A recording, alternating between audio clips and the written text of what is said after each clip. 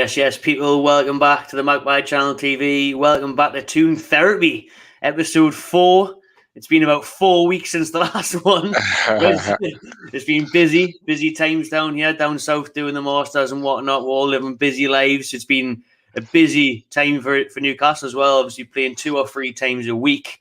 Thursday nights in Southampton, Tuesday nights and all over the place, Thursday nights in Goodison Park. But it's international break, so we are back. Big hugs, what you saying? How you doing, mate? I'm good, man. Literally, since the last time we've been on here, I've seen you at a few games as well. We've been to a few games. We've had some good away days, some good wins. So I'm good, and I hope everyone's well as well. So there's a lot to get through. Like you said, we're on this international break. So yeah, let's chop it up. Yeah. There is a lot to get through. We have got several topics to get through tonight. But as always on Toon Therapy, get your comments in the chat and we'll answer your questions as and when they come along. And make sure you smash the like button and subscribe if you haven't already. First topic then, Uggs, I'm going to come with some today's news, some fresh news off the press today, is that apparently various reports, mainly from iNews, from Mark Douglas, who used to work for the Chronicle, Mark Douglas, is saying that Darwin Nunez is Newcastle's #1 transfer target this summer. The Benfica striker, 22-year-old Uruguayan international, scored about 20-odd goals in 50-odd games for Benfica. Hot prospect as Newcastle look to strengthen goalkeeper, centre-back, centre-mid and striker this summer. More so going over quality than quantity, apparently, this summer. The new Newcastle owners. What do you make of that news, mate? What do you make of Darwin Nunez to lead the line for the Toon? I think we'll do a good job to get him. Because obviously he's making quite a lot of noise in Europe, him scoring in the Champions League and getting them through to the next round. So I think, and obviously his price tag as well, but obviously we have had the money, but we'll definitely have faced some stern competition from a lot of the top clubs. I don't expect to get him because obviously a lot of players now would rather play Champions League football than come for the extra money. So I don't expect to go out and get him. Obviously, it's nice that we are able to be linked with these sort of guys, but whether or not I think they're going to come is a different topic in itself. But it's nice, man. It's nice, but that just shows you that obviously as a club we're heading in the right direction, and obviously we're sort of buying obviously to build and buying to compete, but not sure whether that one will sort of go over the line. If it does, then obviously then I would have to just obviously take my hat off to the club. But yeah, man, I'm sure there's other teams that actually need a number 9 as well. So more than or that are bigger than us at the minute. So for example, Man United, for example, they are in need of a number 9. If you know that the certain teams, like if for example Mbappe goes to Madrid, they might need another forward. So there's clubs out there, or even City, for example, if they don't get Haaland, then obviously they can get him. Or if Liverpool let go of Firmino, for example, so there's clubs out there, or if for example if Chelsea let go of Lukaku as well. So there are clubs out there that he would maybe prefer to go to, but. We'll see, man. That obviously it's early days, it's March, so these things are gonna happen, man. I'm seeing Neymar. Neymar, right? It's Neymar. So these things are gonna happen, man, and it's gonna be January, but on steroids. So we just have to just in the right direction. It is going to be a mad summer with millions of names linked. But I'm with you in terms of I think. Nunez is probably going to have a lot of options of teams who are already in Europe. I don't think Newcastle will be able to sign players of that caliber until we do get Europe. But facts. But let's hope that Man United finish outside the top 4, and then you won't have a European option there. You might want to come to England. And to be honest with you, I didn't think Bruno Guimaraes would come to Newcastle in a relegation battle. So I'll not be surprised. Put it that way. The money's talking, project talks. We'll wait and see. Facts, definitely. But we'll see on goalkeepers as well. Goalkeepers linked this week is the likes of Dean Henderson from Man United, Kepa from Chelsea. Yeah. What do you make of goalkeeper being a main position that they want to strengthen, considering Dubravka's a bit of a fan favourite, been here a few years, quite reliable in the Premier League? Or do you think we need to step up to the next level and sign a new number one? You know what it is with Dubes, yeah? I like him as a keeper, but Eddie Howe wants to play a certain way. And Dubravka is not good on the ball. Like, I watched him when I went to Southampton away, or even away at West Ham. That just seeing it kind of different, you know. We want to play a certain type of way. So if the boys go back to the keeper, 9 times out of 10, he's going long, or he's taking an extra touch, and he's obviously taking a bit too long on the ball. So players are able to sort of close the gaps, close the space on our defenders, for example. Whereas other keepers would obviously get the ball, bring it down, and pass it straight away. He would have to take a touch, think about what he wants to do, and actually execute it. So, in terms of how we want to play, obviously playing football, I can understand why we're getting linked with these keepers, and I do see change coming in. I don't see him being a number two, so it would mean that either he would have to leave or go elsewhere or somewhere. But Dubes, he's somebody that suits the style of play for Benitez or Steve Bruce. Don't get me wrong, he's a great keeper, and obviously the fans love him and stuff. I do too, but obviously Eddie Howe wants to play a certain type of way. Whether or not he suits that plan, I'm not sure. It's sort of similar to Lascelles in a way, you know, because his weakness is him being shit on the ball. So it's sort of similar to that, and that's why we were seeing Fabian Shaw come in. So it's sort of similar in that way. So I wouldn't be too mad, anyways, if we get a keeper, because anyways, this is going to happen. It's going to happen at some point. You know, all our players that we have now, the guys that's been there for us, even in the championship, for example. So like Jojo Shelby or whatever. So these sort of guys, there's going to be a time where we're going to bring in players to take their spots. This is what we wanted as fans. So now we're getting it. It's just part of the process, man. And obviously, I'm sure the players themselves understand, like, the club is trying to progress, and not saying that they're not good enough, but now we have proper ambition now. So yeah, man. So I mean, if we bring in these keepers, Kepa, it makes sense because these guys aren't playing for their clubs. So these ones are a bit more realistic than obviously Nunez, who's on fire, etc. So Kepa, Henderson, these aren't playing for the clubs, and obviously in the summer, everyone starts at 0 points. So you know it's clean slate, and why not go to Newcastle? His Dubravka's distribution is horrific. Like that needs work on massively. But I think you're right. I think with new style of play under Eddie Howe, it's going to have to be someone else for me in goal. I think I wouldn't make it a top priority by all means. We definitely need strikers. We definitely need strikers. Would need maybe another midfielder, wingers, centre back, maybe get Botman in. But I could see the club, if we get those 3 or 4 positions filled, then look towards a keeper. I'd be sound with that. But one person deemed not good enough, apparently, for Newcastle now is little Miguel Almiron, up for sale for £15 million. Agree or disagree? It's tough because I do believe Mig is a player, but I just think all of them have had bad management in the last, obviously not since Eddie Howe coming, but since before Eddie Howe, since Bruce has been there. However long it's been there, 18 months or whatever it's been there, 2 years. I feel like all of them haven't been managed properly, and so they've all just gone stale.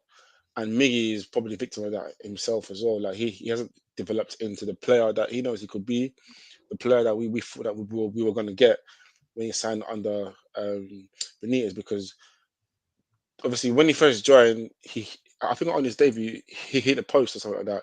And he did against Huddersfield. So he was trying to create stuff, and so we could all see that he had the ability to do something, right? So. But he just obviously weren't scoring a goal, and obviously as time goes on, the more you don't score, the bigger the pressure.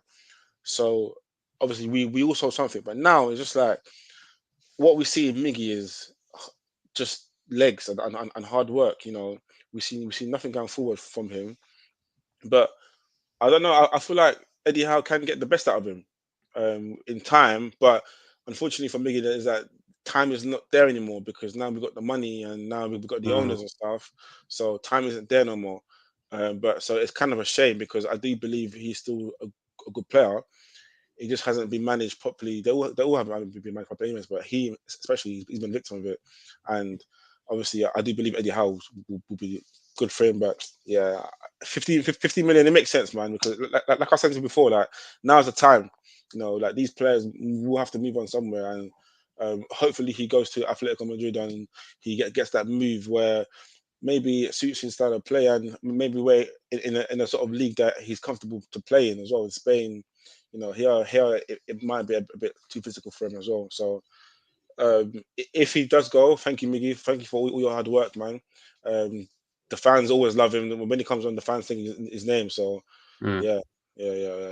Nah, I reckon you're right. I think in like what Aaron's saying there, he's never really been given a run of games, if you like, in a system that suits him. But for me, it's always his end product. I'm not convinced he's going to score goals. I'm not convinced he can chip in enough to real match changing contributions. You know what I mean? When he gets that chance, he had a good volley against Chelsea. Actually, we were both at Stamford Bridge. He had a good volley that was well saved by Mendy. But I don't know. I just think, like I say, the times are changing.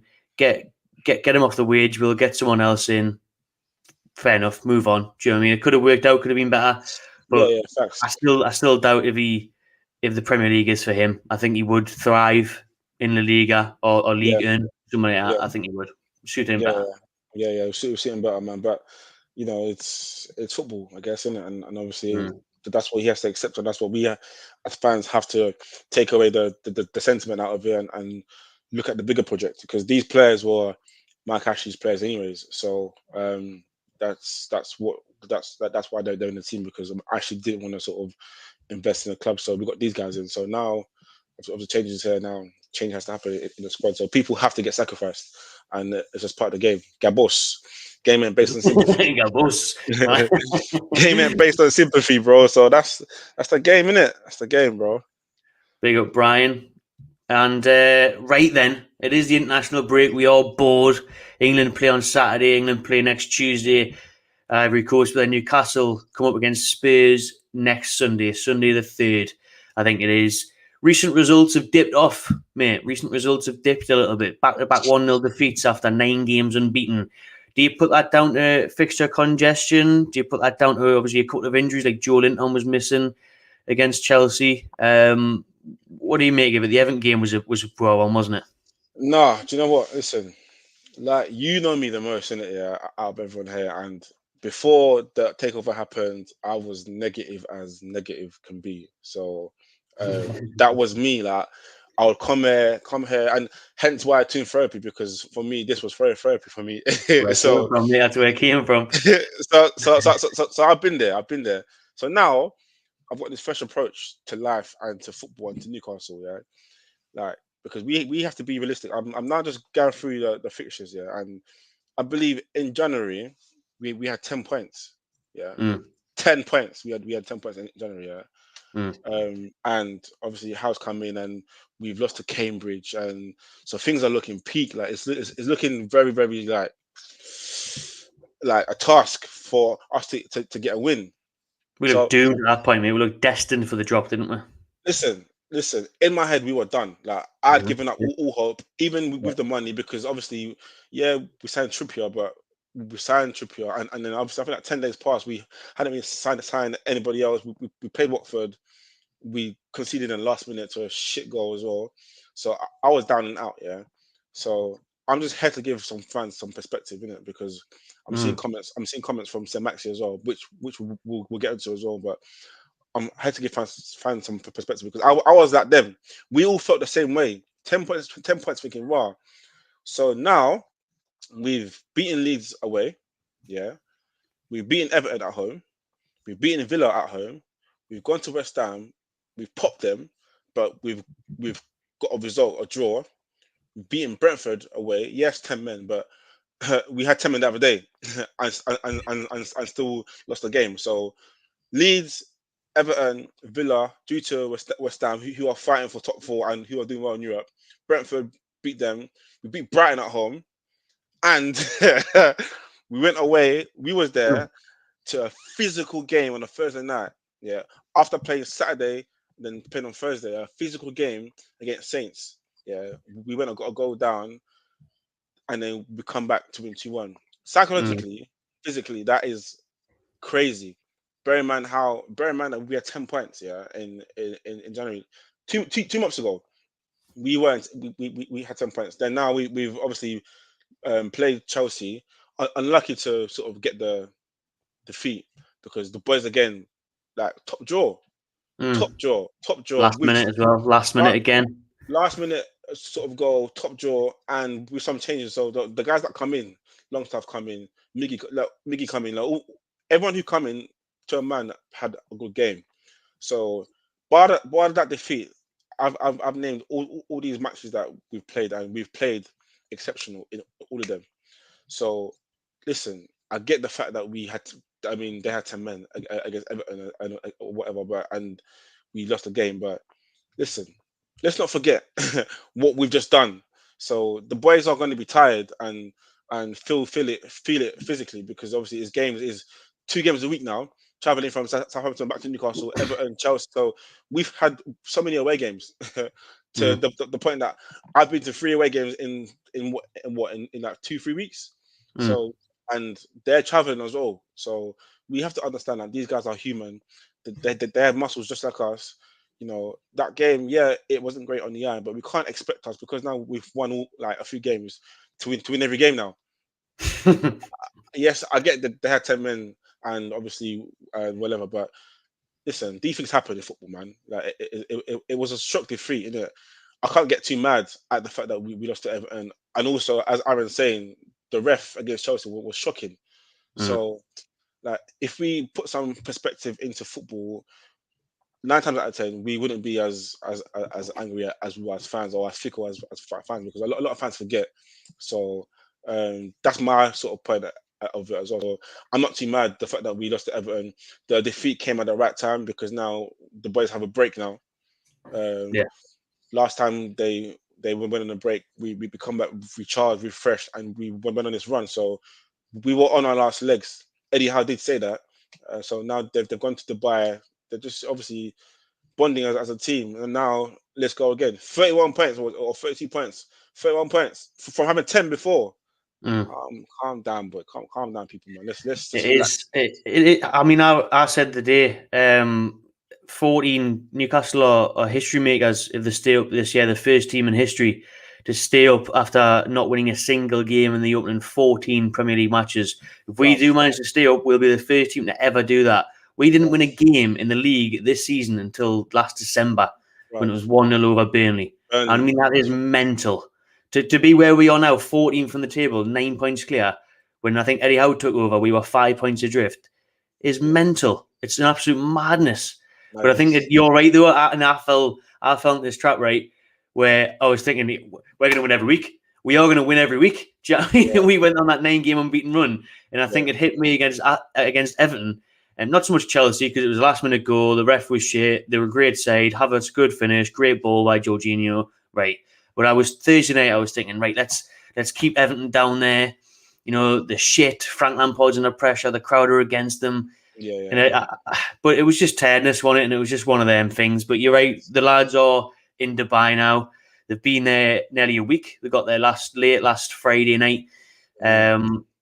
Wilson came out on his podcast and said they're having a great time over there. Bet they are. But he said it's a great thing for the team to have bonding. He was bigging up Joe Linton, saying he's a character around the pool. I want to see, why aren't Newcastle doing behind the scenes vlogs here? Do you know what I mean? We want to see Joe Linton and the boys around the pool, in the bar, and that. I want to be seeing, do you know what I mean? This thing cannot go underestimated, though, because, like you said, we've seen how well it worked in Saudi Arabia, that warm weather training camp. We came back 9 games unbeaten. Right after the Leeds win.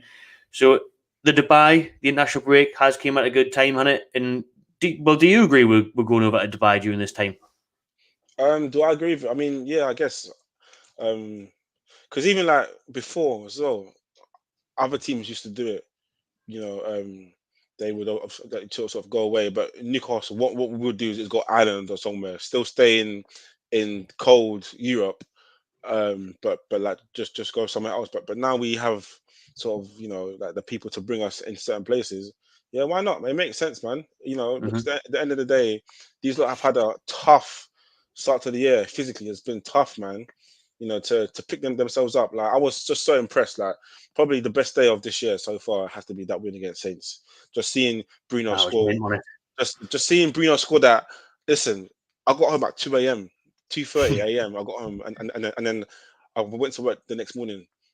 That for me was worth it because obviously I see how the boys can graft even when they're losing now. Because before we go down, heads drop. That's it. But heads drop. But now it's obviously we go down. Against West Ham, it was the same thing. We win or go down. Doesn't matter. Keep going. So I'm not mad at anything, and obviously I'm glad that they are able to go to Dubai, enjoy the sun, train and rest as well, do their rehab, and obviously just bond as a team, as players as well. So I think it will do them some good as well. So listen, it's good, man, and obviously, thankfully, for now, anyway, we don't have many players who are playing for the countries. So, Yeah. so they're going there as a squad, as opposed to like if it's Man City, there's half in Europe, half in South America, or then there's a squad there. But for us, is mainly the squad is there. Do you get me? So, I mean, listen, yeah, it's good, man. It's good. It's good. They can't do anything but good. I mean, I tell you what, it would lift our spirits, wouldn't it? I mean, you could fuck off to Dubai for a week, mate. We Exactly wouldn't that. be complaining, would we? Exactly that. So it's like us. You're right. So it's like us now taking a break from whatever we're doing and going to do work in Dubai and whatever. It's the same Daydream. thing. Yeah, exactly. See what I Exactly. mean? So I'm sure it will do the boys some good. Definitely do some good. And I think they come back this weekend or on Monday, and then they'll be back in Newcastle all week, building up with that game away to Spurs. Mentioned in the comments before there, Dog by Design said, "Good to see Trips in the treadmill." It was, wasn't it? We've seen Trippier working hard on the treadmill. The cast is now off. He's running. So there's a target date of Crystal Palace, 20th of April, I think it is, for Trippier and Wilson to be back. Both are out in Dubai. Trippier more so in the gym. Wilson, we've seen him on the grass with the football, training about, getting his fitness up.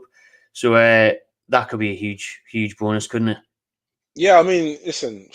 Thankfully, like I said before, thankfully we're on 31 points or whatever points we're on. Thankfully, that's the case because there's no immediate urgency or pressure to bring these guys back in. Because obviously, if, for example, now we were deep in the mud and still down there, obviously it's normal for us fans to sort of want them to come back straight away. But because we are where we are, and there's other teams below us that who are more obviously at risk of going down, we can ease them back into it. So I'm not too concerned about Trippier coming back or Wilson coming back at all. Just make sure that they're okay and that they're fit. Not rush them back in because what's the point? Because probably we need, I'll say, one more win.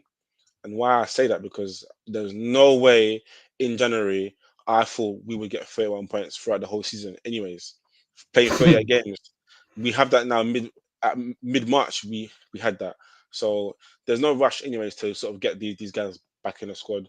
If they're fit, then they're fit, and is good to see that Trippier's showed his support throughout, and is very vocal, doing certain podcasts and speaking out as well. So it's good that he's obviously putting himself out there and getting himself known to the fan base and stuff. But listen, Trips, if you're watching, mate, take your time. There's no rush, Take it mate. easy. Yeah, take Take it it easy, easy. mate. Take your time, but obviously still come back and play because I still want to see us with our best 11 before the end of the season. But listen, man, don't rush because it's different now, so it's cool. It's all right. If we have obviously aspirations of finishing as high as possible as well, then we're going to need Trippier on that back Yeah. towards the end of the season. I think it's the end of April, beginning of May. We've got Liverpool away, Man City at home, and then Arsenal at home, something like that. So we've got three of those Yeah. top teams in a row. So it'd be good to see the likes of Trippier and Wilson back on the pitch for them games to give her a good fighting chance. Like, Yeah. But to be honest with you, Matty, yeah, if I'm keeping it real with you, I couldn't care less where we finish. As long as it's out the bottom three, couldn't give a shit.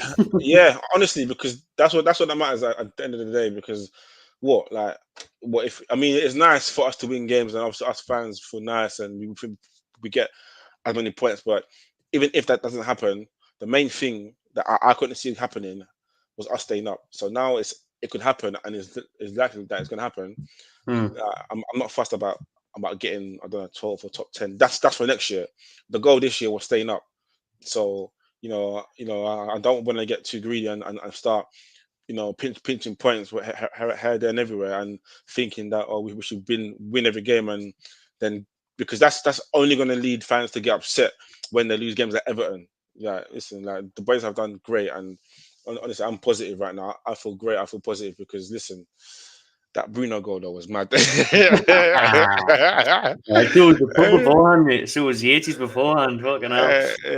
But I tell you what, I've been positive today in my just name drop the BBC Sport article that I'm doing on a weekly basis now.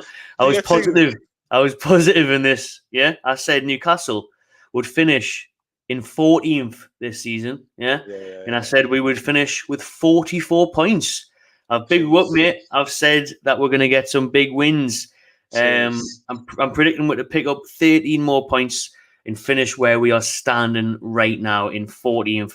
So my question to you is, Big Hugs, how many points will we get and where will we finish, do you think? Because my reason behind this, I'll quickly tell you, was because of the games we've got coming up, right? I think we've got some really winnable games coming up at home. Obviously, the next game is Tottenham away. Yeah. Then we've got Wolves on a Friday night, who they're missing Jimenez and maybe Ruben Neves. But regardless, I think we can beat them. Then we've got Leicester at home, Palace at home. So 3 home games in a row at the start of April. Wolves, Leicester, and Palace. For me, so if we beat, what you saying? Out of these 3, what we're going to win all 3 of them, or what are you saying? I said we'd beat Wolves, draw with Leicester, and beat Palace. 34, then 35, and then beat Palace. You said just that 38, then Yeah, because my reasoning behind I'm rating Palace a lot this year under Vieira. And the young players they've got, like Elise up top. But I think with the FA Cup as well, obviously they've got the semi-final coming up. I fancy we're there. Then we've got Norwich away. I think we'll beat Norwich. Yeah, so then that's 41 points. Yeah, that makes sense. Yeah, and then I think we'll get beat 3 weeks in a row because we've got Liverpool, Man City, and Arsenal. I don't think we'll get anything out of them. I don't think we'll get anything. And then we've got Burnley last game of the season, mate. And I think we'll draw or beat Burnley. I couldn't make my mind up. Yeah, do you know what? Now that we've gone through it, I hear you still. Like I hear that. Only thing is probably the Wolves and Leicester and Palace games are tough games. I agree with you on Palace. Leicester, I'm not sure, to be honest with you.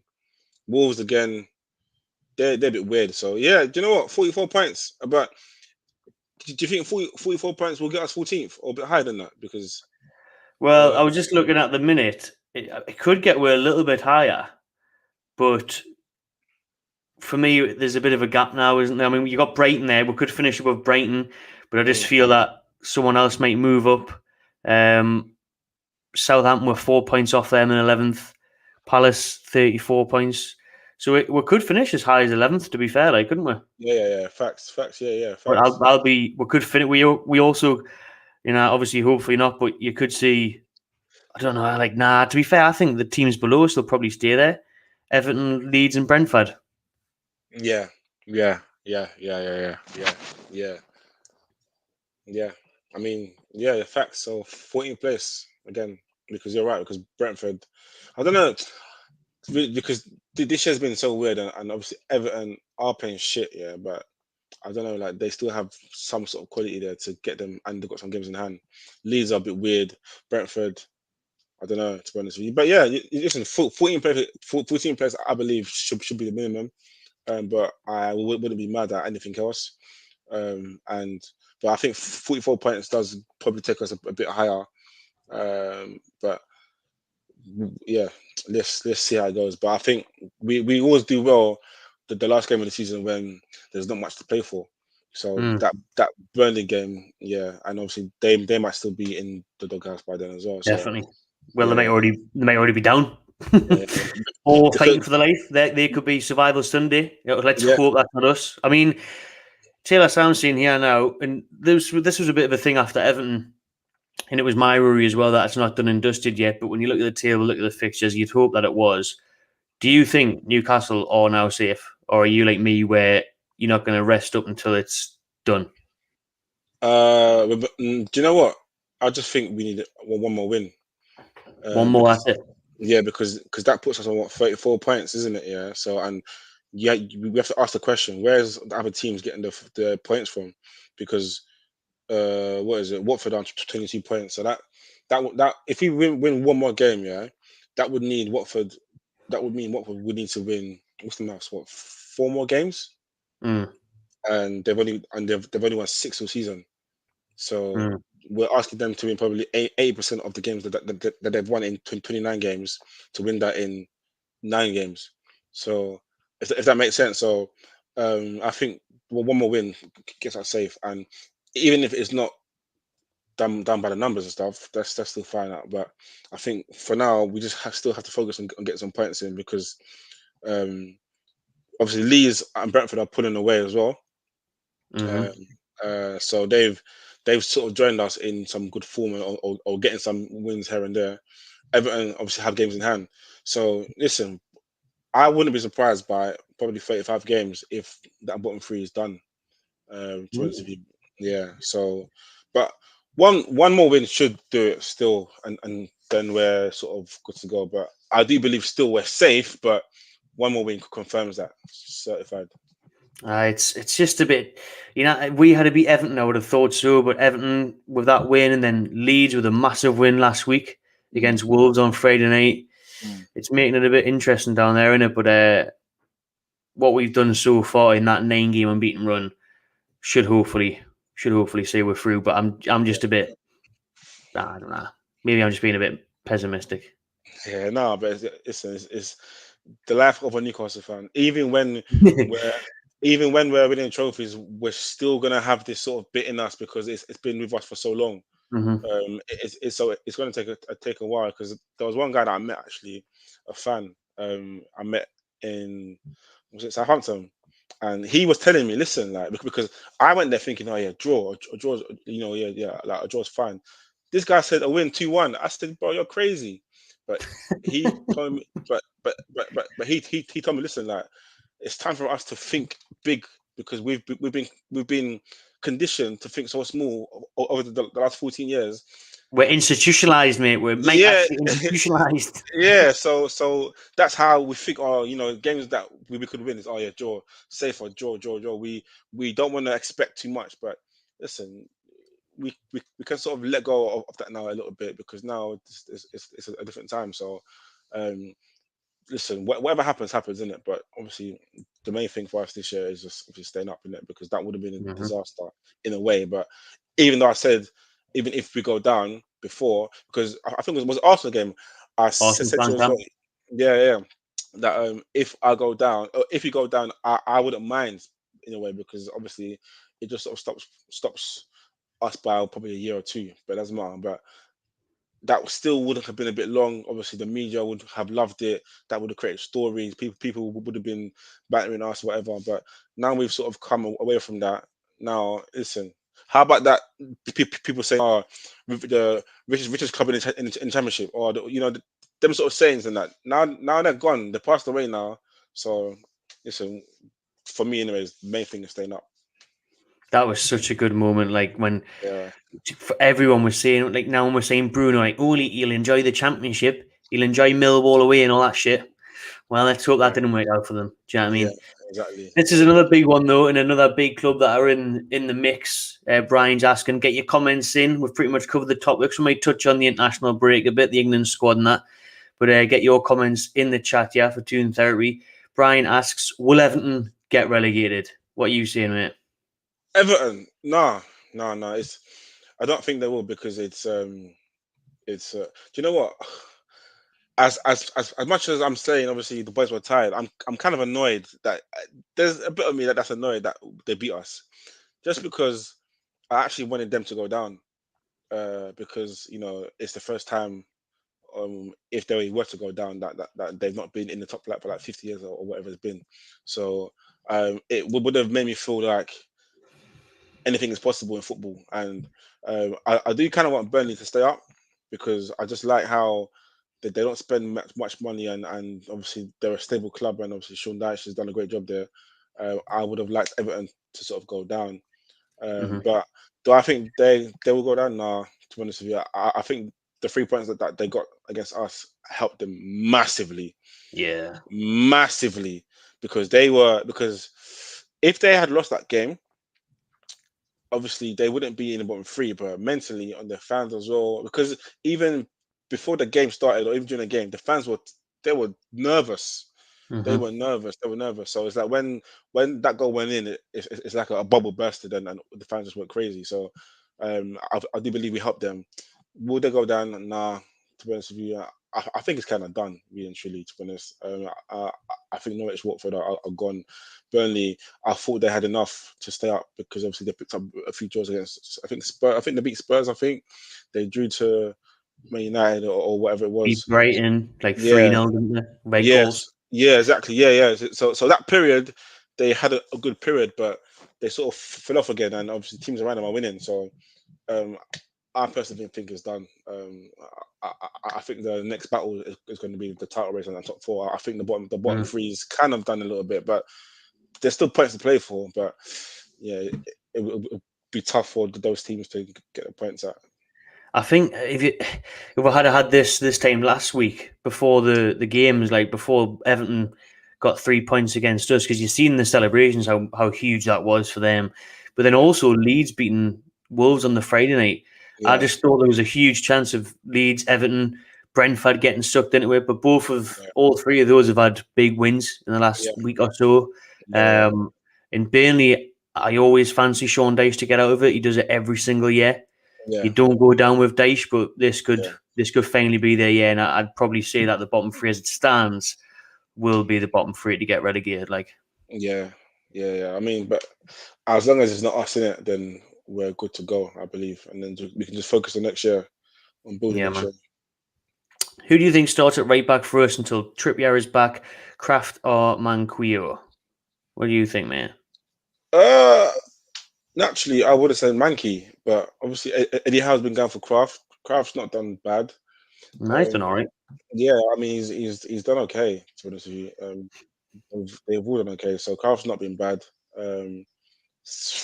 I would still go with Manquillo just because he offers a bit more going forward, and Kraft's going forward is quite shocking. So I'll go Mankey, but Kraft defensively is decent now, but he had a few moments at West Ham where they were targeting him down that right hand side, but he's come in and he's sort of done a good job, okay job, shall I say? But we have missed Trippier obviously, because there are some times where I'm at the game and I'm thinking, imagine if we had Trippier there, he would obviously cross in a decent ball or done something to sort of make us advance up the field, whereas Kraft would just hoof it or kick it out or lose the ball. But he's not been bad. Obviously, he's played with us and we've won games. So, I think to a man like everyone's been decent, or everyone who's come in has played well. Even Longstaff as well against Chelsea, he was okay. So, all these players, I do believe Eddie Howe can make them better. But like I said before, time is not on their hands because obviously now we have the money. If, for example, God forbid, but I'm just saying, if we still had Mac Ashley, and we had Eddie Howe in, then they would have time because you know that this is going to be the squad for the next 2-3 years. But now we got money coming in now. Time is not on their hands. So, like I said before, at some point they have to go. So, it's just part of the puzzle of having money. On the other side, that's right back sorted. Left back, Matty Target has been class, obviously, since signing for us. He's been back in the team now after injuries and not being able to play the odd game. Do you think he was hard done by to not get included in the England squad? I've seen quite a few people on Twitter saying, Southgate hates Newcastle, never picks any players from us and that. That left back side, it was up for grabs. I mean, Luke Shaw's came in. He's had a shocking season. I think they've called it Walker Peters now after an injury to someone else. Mitchell from Palace. It stinks. So, It stinks. It stinks. Sorry, man. It stinks, bruv. nah. Honestly, England and Southgate. Honestly, it just stinks. Like it just stinks because if he's saying one thing, right? He's saying he's talking about form, yeah, and then you go and put players like Luke Shaw in. You go put players like Maguire in, and these guys that we know that's had bad seasons. Yeah, there's players who are in English that's been better than them. Like like even like Tomori at Milan. He's Unbelievable, you know. he's had a great season at Milan, Yeah. but then and then out of the target. So the the time I sort of casted out Southgate from my head completely was I think it was World Cup 2018. Yeah. I think it was when was it World Cup or was it Euro? No, yeah, World Cup 18 when Shelby and the Cells had a good season, right? And Southgate didn't pick them at all. So I think after that, I thought to myself, obviously it makes sense that this guy has an agenda, to be honest with you, and we're seeing it again with Target. It'll be interesting to see with Trippier. He dare not pick Trippier Mhm. when Trippier's fit because Trippier is probably his first choice right back. Not that I agree personally because I think Trent is the best in the world, but he dare not pick Trippier and pick these guys past Trippier because then I would know. But like this whole England thing, listen, if it's not consistent, so I can't get mad at it because at the end of the day, and plus, anyways, I would rather Target be with the boys and not Mhm. playing sort of matches and the risk of him getting injured, to be honest with you. But Exactly, yeah. I'm happy for him to chill out in Dubai, not get injured in a friendly, mate, all day long. But you feel for them. You hope that in the future they can play for them because we've seen what Trippier's brought with that international experience. Do you know what I mean? yeah, It lifts everyone. You have that respect and you grow. But I'm happy for Target not being there for now. But going forward, you hope England players are. And the Trippier one will be interesting because Southgate absolutely loves him. Southgate yeah, gave him the captain's armband last yeah, winter away from home at Andorra. So it'll be interesting to see if he still includes him going forward. And we'll see. But one thing I am happy about Southgate that he has included, but this goes back to just because he was a favourite back to the under 21 days, is Tammy Abraham. Now, Tomori should be in there because of how well he's done at AC Milan. But at least Southgate has been watching how well Abraham has been in the same league over in Italy. In Serie A, Tammy's been on fire. Scored in the derby the other week against Lazio. What do you make of Tammy Abraham overall? Because it didn't quite work out as well as you would have thought it could have for him in the Premier League. A lot of yeah, expectation at Chelsea. Did well on loan at Villa. They slapped £100 million price tag on him now on Tammy Abraham. yeah. Do you rate Tammy Abraham? Do you think he's good You know, enough for England? Do you think he's good enough for the Premier League? do you know what? I like him, to be honest with you, and he's somebody I thought we should have gotten before his move to Roma. And obviously, at the time, we had Mike Ashley, and obviously, I could understand why players wouldn't want to come to us. So I kind of do like him. I do feel like he got at Chelsea. He was, I don't know, it was quite unfair on him because I think last season was it last year? Yeah, last season he ended up their top scorer with 12 goals, and Yeah. there was a year under Lampard. I think it was his first year as a number 9. He started off pretty decent. But Chelsea just wanted this marquee number 9 because they've had Drogba before, they've had Costa before, so they wanted that man up top, not the young boy to sort of give time, and it did make sense because obviously Chelsea at the time weren't a club to sort of try and wait on youth, so I get it. And then I was surprised to see that not any other teams came in for him because he's a natural goal scorer, and we're seeing it now. So I'm pleased for him that he's a Roma. I would definitely take him at Newcastle. Mm. 100% take him at Newcastle, but I don't think that's going to happen because I feel like now he's bought into the project at Roma. The fans love him there. He's played under Jose Mourinho, who's going to Yeah. obviously love him now. So, and the fact that you're saying that they've put that price tag on him, which is crazy. So it's just one of those things that we just have to just accept in it. But Chelsea will do a Lukaku mate and buy him back double the money, won't they? Take a couple of yeah, years time. yeah. Love So doing that. yeah. Yeah, I'm doing. Dan Burn, one that could have got, you know, That- one of the most informed centre backs in the country, and you've that's it. got one of the worst centre backs in the country in Harry Maguire still getting picked. So Yeah, what's going on there? Aaron, you've done a blinder there, like that Dan Burn as well. Like he's had even at Brighton as well. You know, is no surprise that when he left Brighton started to sort of drop down the league and table and sort of slide down. But Dan Burn himself as well. So I'm glad that we got some English players that can be spoken about and that are sort of that should be getting into this team. But at the end of the day, it's not like these games matter anyways. So but I would sort of want the boys, for example, if now it's time for the World Cup and it's in Qatar now, and obviously the boys are on form, and then they don't get picked, then I'll be kind of annoyed because it's like I want to see my players there as well, part of it. Yeah. But because it's just friendly games, and I'm just like, you know what, like these games don't mean nothing anyways. Like they're just trial matches. But I mean, it is. You know what? I'm not mad, to be honest with you. Like, Southgate can do what he wants to do and whatever, to be honest. Because at the end of the day, I support Newcastle.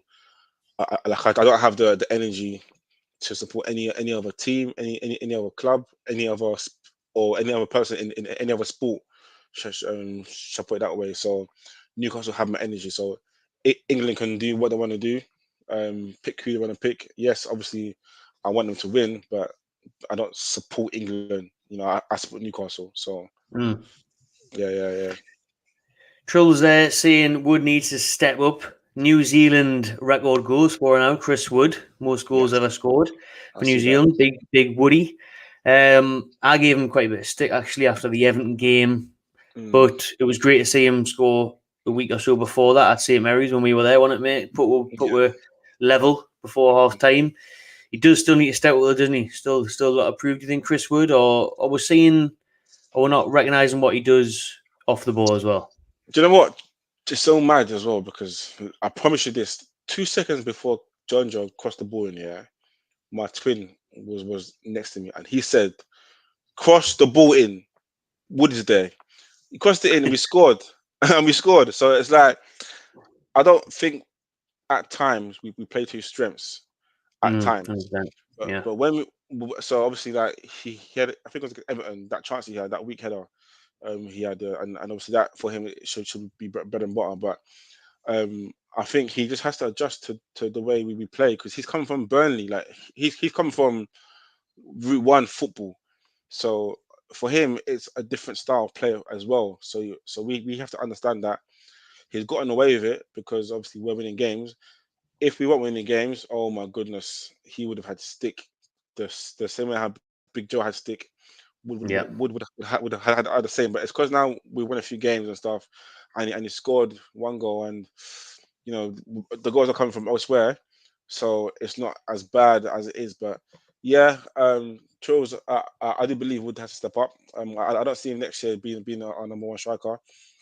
Anyways, he isn't now, but I do believe he was bought for the project of us staying up and us needing a target man up there. So you know what, like there's more things to be happy about and be positive about, and I'm glad that he got his 2 goals. Hopefully he can now take that into the last bit of the season and sort of get firing again. But I don't see him staying or being the vocal point for us next season. So it is what it is. Yeah, man, I will. Nunez will be here next year, mate. Wood will be a forgotten memory. We'll only be seeing Chris Wood against fucking Cambridge in the cup, mate, right? Don't worry about it. Yeah. Right, then people get your last couple of questions in, maybe as we wrap this show up. Uggs, is there anything else you wanted to talk about, mate? Yeah. I mean, no, but I see something about the other day. Saint-Maximin said something on his Instagram. His comment. He Oh goes, shit, yeah, we didn't even touch about Saint-Maximin. I had that written down as well. yeah. So him saying about what did he say about people forget or People are something? quick to forget. Yeah, and he's not wrong. To be honest with you, he's not wrong. But I was surprised to see that though. I was surprised that he even had to say that out loud or had to say that because people getting onto him or something.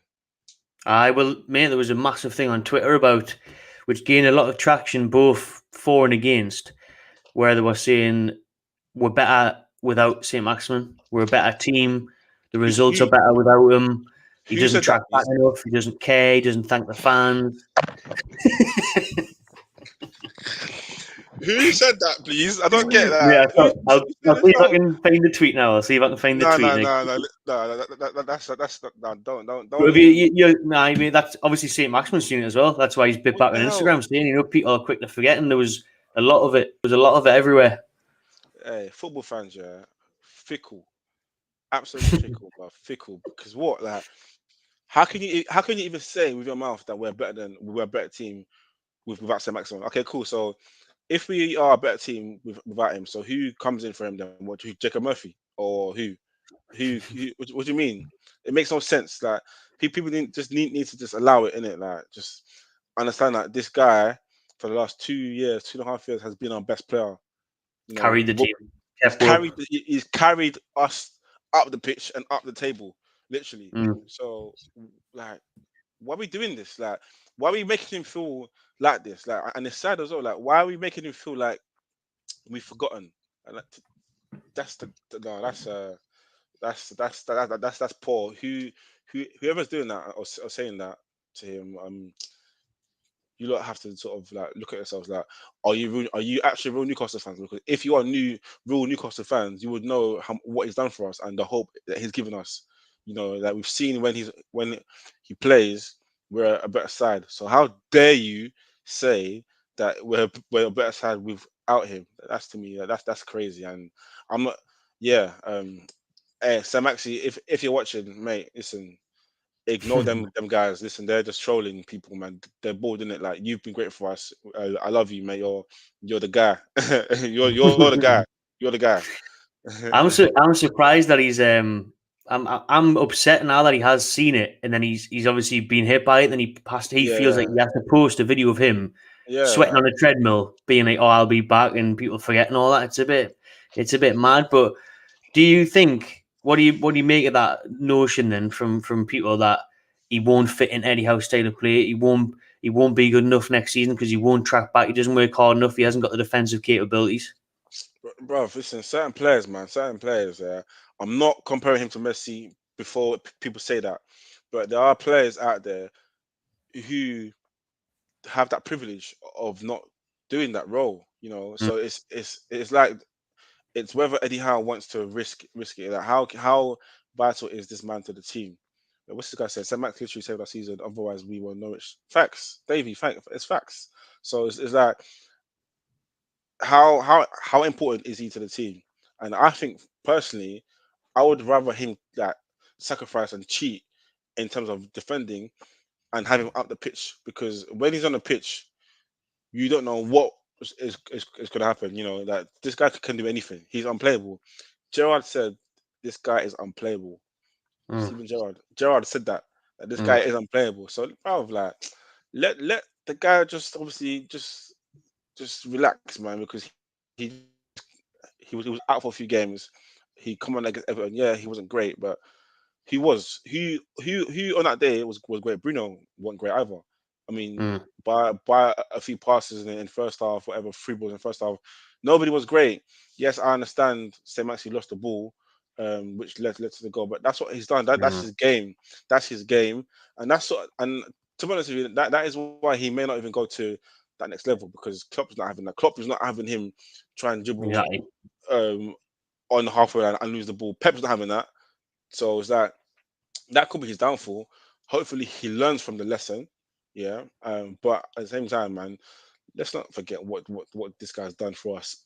For example, games against like Bournemouth away, um, for doing ridiculous stuff. So let's not forget, man. Let's just obviously just the break, like I said, come on at the right time for the guys, for us fans, because a lot of fans were heated about the defeat, more or more the manner of defeat. But you know what? It's cool, man. It's cool. Like same Maxi has been great for us for the last 2 years. He's been our best player hands down. So I don't want to see no people talking bad about him because that's fickle, man. That's not football fans. Yeah. Mm. I mean, it does do your head in when he does lose the ball in his own half and he is trying to dribble past people. Like, there is a time and a place, but facts. What he can do up front is just he's one of the only game changers we've got. Do you know what I mean? He's one of the only flair players that we've got. He give the ball. I mean, we've the whole plan on a Bruce for the last fucking 2.5 years. We give the ball to him and hope that he can do something with it. Do you know what I mean? Like he saved us so many times. He's won with so many games. This season's his best season yet in terms of stats as well, in terms of goals and assists. So under Eddie Howe, getting his fitness back up, because you've got to think as well, against Everton and that, he trained about twice in 2 weeks, and you're bringing him on, and it's asking for trouble in a way. It's asking for trouble in a way, but keep him further up the pitch, let him do his thing, because like you said, like certain players are allowed that freedom. Give the free roam settings. Most clubs have one. Even teams down there have one. Do you know what I mean? Like Rafinha at Leeds, Coutinho at Villa. Liverpool have it with Mo Salah. Like, I personally, I think the only teams that don't have that is possibly going to be City or Chelsea, because if you look at Man United as well, they have obviously a striker, Cristiano Ronaldo and stuff. Is that everyone has that player where you can afford to sacrifice them because of the qualities that they have going forward. So it's part of the game, isn't it? And it is a risk, man. But let's not just forget what he's done for us, man. He's been great. So, and it's sort of a shame that people are forgetting, man. To be honest with you, but it's that's just the fickle fans, isn't it? And hopefully he's not taking it to heart too much, and he comes back stronger. And obviously he's refueled in Dubai. He's obviously taking care of himself in Dubai, and he's back stronger. And obviously go again next season with better players around him. And I do want to see him play with better players around him and see what he can do, because I do believe his game will change a bit more, because now it's not only him now, so it'll be him and others. So he would need to obviously adapt his game to match that too. It's not only you now, Saint-Maxi. So we'll see, man. It might rail him up, We might come back full of smoke for Spurs next week. Point to prove. But just to touch on what you just said there, though, like, he is used to being the main man, the star, the saviour. You know what I mean? Remember when everyone was taking the mick out of that, saying, "Oh, the saviour's back to keep up last year."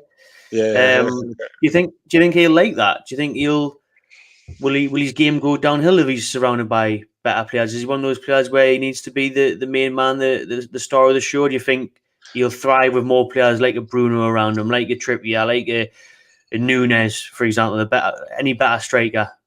I think it's a bit of both ways, to be honest, because those better players are not going to allow him to dribble past 5 players and then go back to them and try to beat them again and lose the ball.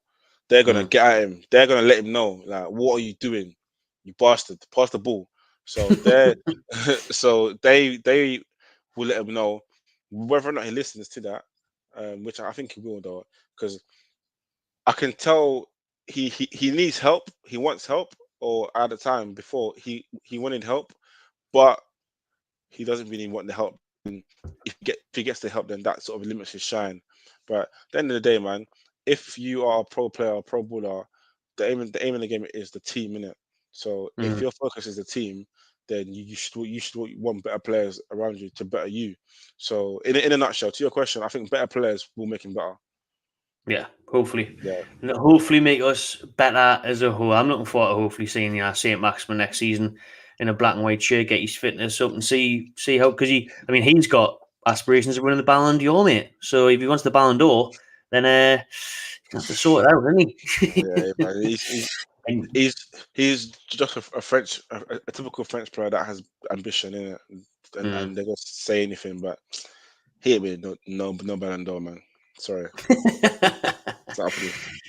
Right then, that'll do, mate. That'll do, everyone. That is your therapy hour wrapped up for this week. So we will see you next week. We'll make sure we get a bit of consistency going with this one. Next week we'll be buzzing because we'll be days away from the return of Premier League football. Thank God for that, mate. We'll be previewing Spurs and all sorts next Thursday night if we do it on Thursday. Well, we'll have to be Thursday actually, probably for me. Yeah.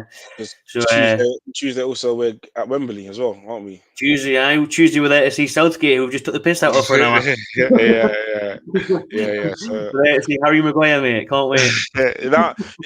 But again, I've not seen them before. Anyways, I've not been to England. I've not been to Wembley either, so it should be for me an experience. I'm just gutted that there's no Sancho and that, but yeah.